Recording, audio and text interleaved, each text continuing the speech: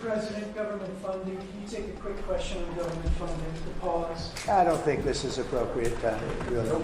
I respect that, but I don't think it's appropriate. I can just tell you government is doing very well, and we're cutting way back, but this is not the appropriate time. Thank you.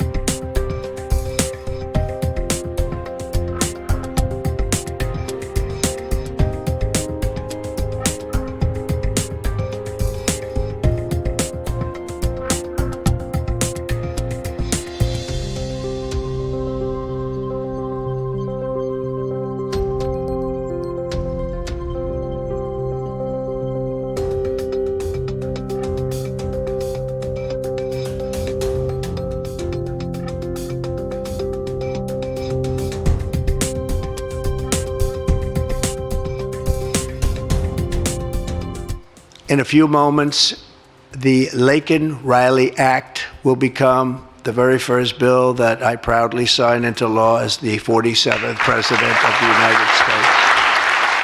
To her friends and classmates, she was a light of warmth and kindness in every single room.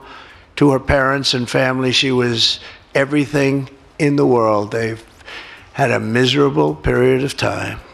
Just after 9 a.m. last February 22nd, Laken went out for a jog on the campus of the University of Georgia, but she was just never returned. She never came back, did she, huh?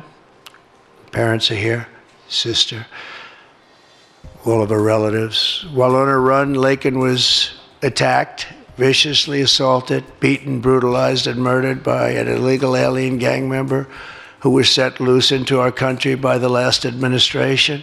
It's a tremendous tribute to your daughter, what's taking place today. That's all I can say, but it's so sad we have to be doing it at all. Thank you very much for being here. To Laken's family, we will keep Laken's memory alive in our hearts forever, everyone's hearts.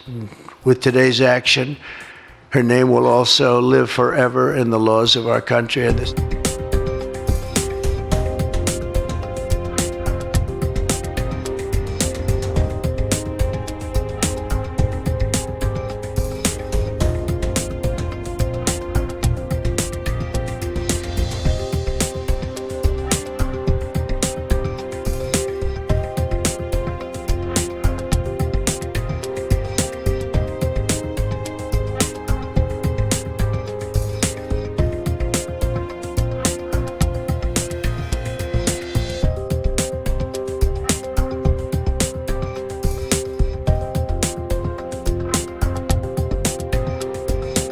Today, I'm also signing an executive order to instruct the Departments of Defense and Homeland Security to begin preparing the 30,000-person migrant facility at Guantanamo Bay. Most people don't even know about it.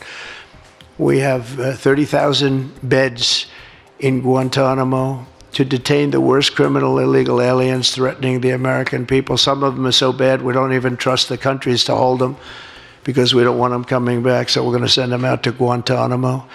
This will double our capacity immediately, right? And tough. That's a tough place to get out of.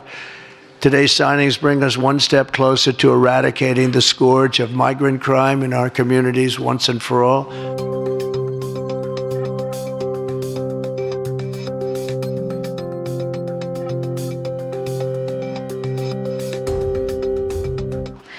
Our family will forever be grateful for the prayers of the people across our nation and for helping to get this legislation into law.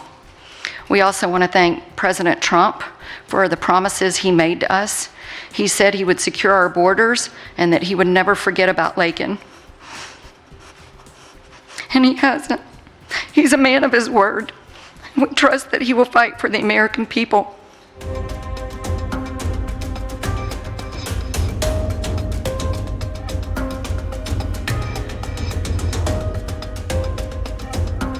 Today was really about Laken. It was really about these families in the United States that have lost their loved ones, many times their children. And it was so special to see President Trump recognize that, talk about their children and tell their stories, and then to see the bipartisan support of this bill being signed into law. Now when we have individuals come into this country and break our laws, commit crimes of theft, larceny, assault, murder, rape, they will be detained by the Department of Homeland Security and turned over for prosecution.